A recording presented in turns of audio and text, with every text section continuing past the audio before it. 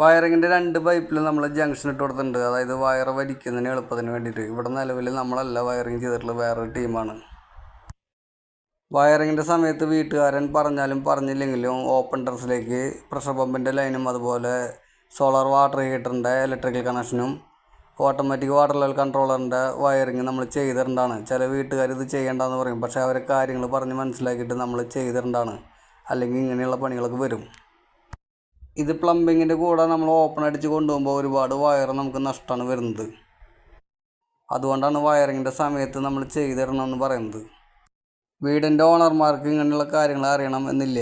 അതുകൊണ്ടാണ് വർക്ക് ചെയ്യുന്ന സമയത്ത് അവർ കാര്യങ്ങൾ പറഞ്ഞ് മനസ്സിലാക്കി നമ്മൾ ചെയ്യണം എന്ന് പറഞ്ഞത്. ഇവിടെ ഒരു MLC പൈപ്പ് നമ്മൾ ND പൈപ്പ് ഇട്ട് വെച്ചിട്ടുണ്ട്. ഇത് ബോർവെല്ലിൽ നിന്ന് വരുന്ന മോട്ടറിൻ്റെ കണക്ഷനാണ്. ഇവിടെ നിലവിൽ ഫിൽറ്റർ വരുന്നുണ്ട്, അതിലേക്കുള്ള കണക്ഷനാണ്. ടാങ്കിൻ്റെ ലൈനും അതുപോലെ പ്രഷർ പമ്പിൻ്റെ